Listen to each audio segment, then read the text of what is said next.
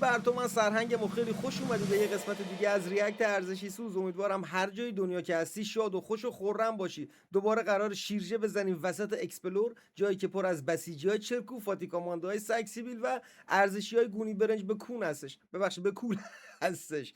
ما اینجا قرار نیست به کسی توهین بکنیم، قرار نیست کسی رو قضاوت بکنیم، فقط قرار ویدیو رو ببینیم و در موردشون حرف بزنیم. پس اگر آماده هستی کمربندتو محکم ببند، چون ریاکت ارزشی سوز اگه این پشه بذاره شروع شد. کلانتری تعطیل نمیشه، این کلانتری تعطیل میشونه. دیدی مهسا امینی به درک واصل شد. رئیس جمهور فعلی ما و نماینده قبلی ما اومد گفت مگه میشه همینجوری یه نفر بیفته؟ به خدا آدم عادی هم میدونه که یه نفر شب پا میخوابه صبح پا نمیشه. بله. تا مسائل دیگه. برای چقدر 8 ماه تبعات اغتشاش برای مملکت داشت. دقت کنید. اما یه جمال قاشقچی تیکه تیکه میکنن، تو اسید میندازن، هیچ که جیکش در نمیاد. جاهای دیگه چه جنایتایی میکنن، اپستین فلان حرفا. اینو کی ریده؟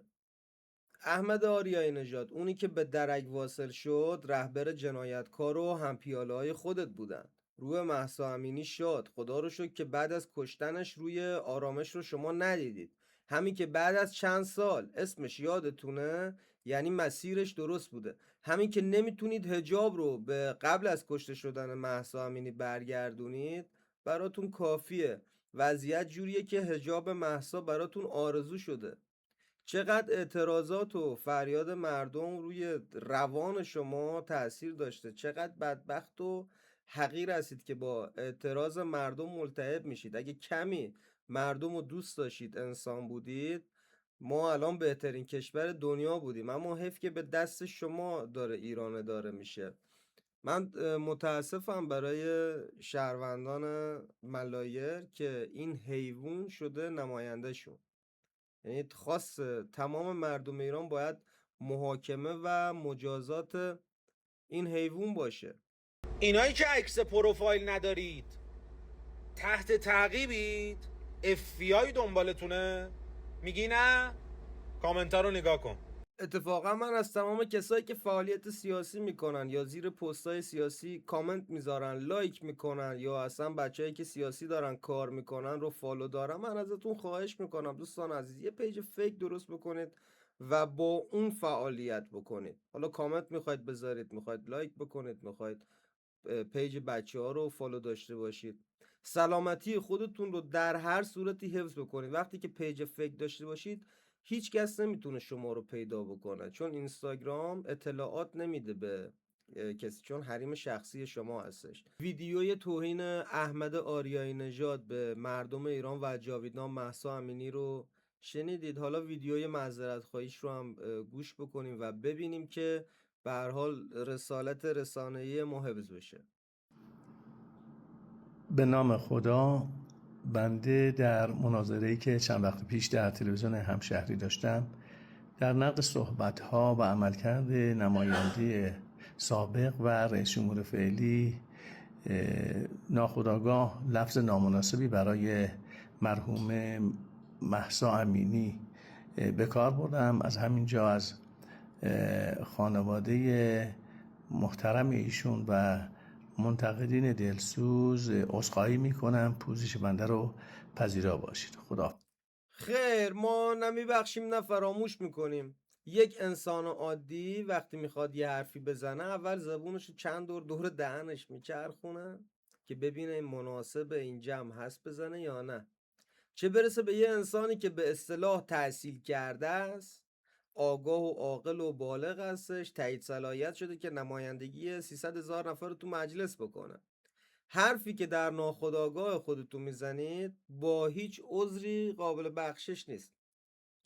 این به درک واصل شدن جمله‌ایه که امثال شما در خارج از رسانه مدام تکرار کردید که الان جلوی رسانه همون ناخودآگاهتون تکرارش کردید.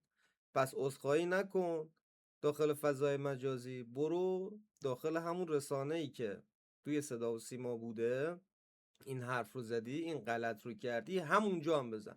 شما الان اگر که قنبل بکنی و مردم مثلا ته پل قنبل بکنی، مردم ایران به صف بشن، بیان مثلا نفر یه دست بکننت، آقا نمیبخشنت مردم ایران دیگه. الان فقط باید بزنی به کوه، بزنی به دشت، بزنی به بیابون، فرار کنی فقط.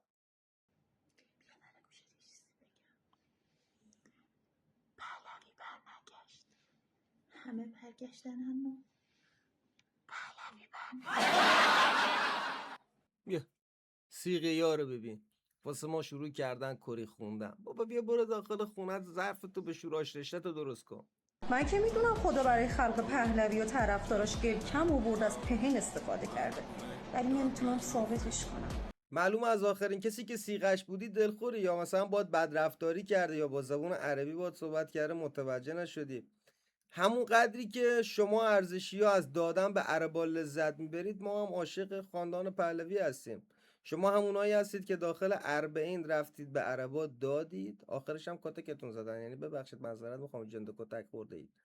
همه فکر میکنن دعوای آمریکا با ایران سر ساختن بمبه، ولی موضوع خیلی عمیق تره. ببین تو خاورمیانه کشوری که دانش هسته‌ای و چرخه سوخت مستقل داشته باشه، یعنی میتونه مستقل از غرب انرژی تولید کنه، صنعت بسازه و حتی سیاست منطقه‌ای بچینه. برای آمریکا و اسرائیل ایران هسته‌ای فقط یه تهدید نظامی نیست، یه تهدید سیستمیه. چون کشوری که غنیسازی داره دیگه لازم نیست برای برق، دارو، حتی سوخت التماس کنه و این یعنی یه نظم جدید توی منطقه و باعث میشه که آمریکا تصمیم گیرنده اول نباشه. برای همین حتی اگه ایران تضمین بده بمب نمیسازه، بازم فشار هست، چون اصل ماجرا اینه اونا نمیخوان یک کشور مستقل با مغز و علم توی خاورمیانه قد بکشه. پس سوال اصلی این نیست که ایران بمب میسازه یا نه، سوال اینه آیا اجازه داریم مستقل باشیم یا استقلال علمی تو خاورمیانه خود بمبه؟ الان دقیقاً کدوم انرژی رو تولید کرده؟ با اورانیوم 60% شما فکر میکنید دنبال استفاده مسالمت آمیزه؟ چطور نمیتونه چند تا نیروگاه ساده بسازه که مجبور نباشه برق مردم رو قطع بکنه؟ کدوم صنعت سازیش داخل دنیا قابل رقابته؟ همون نیروگاهش هم که خود روسا دارن اداره میکنن. ایران مستقل از بخشیدن دریای خزر معلومه. واقعا فکر میکنی میتونی مستقل از غرب و شرق انرژی تولید بکنی؟ خب بسم الله بفرما. چرا برق قطع میشه؟ چرا بنزین نداریم؟ خب بسم الله بفرمایید. چرا گاز قطع میشه؟ انقدر راجع به استقلال صحبت کردید، به نظر خودت آمریکا مستقل از جهانه؟ خود آمریکا مثلا گوشیاشو میده چین درست بکنه، یا مثلا آلمان کفشای نایک و آدیداسشو میده چین درست بکنن. چی میگی بابا؟ دنیا همش در حال تعامله، شما دور خودتون دیوار کشیدید. خب دوستان، اینم یه قسمت دیگه از ریاکت ارزشی سوز. قربون نگاه زیباتون برم. امیدوارم که از این قسمت هم لذت برده باشید. اگر یه مقدار بددهنی میکنم بچه ببخشید، دارم تمرین میکنم، به بزرگی خودتون ببخشید. خیلی مخلصیم. با یه لایک سورپرایز هم بکن دیگه، یه سابسکرایب هم بکن که دیگه من این لوح نقره یوتیوب رو بعد 2 سال فعالیت بگیرم. عشقید به امید آزادی ایران تا ابد. جاوید مردم ایران، جاوید شاه. این کلانتری تعطیل نمیشه. کلانتری تو کامنتا بنویس. صبح آرزو دمیده از کرانه ها، شاخه های زندگی زده جوانه ها. کلانتری تعطیل نمیشه.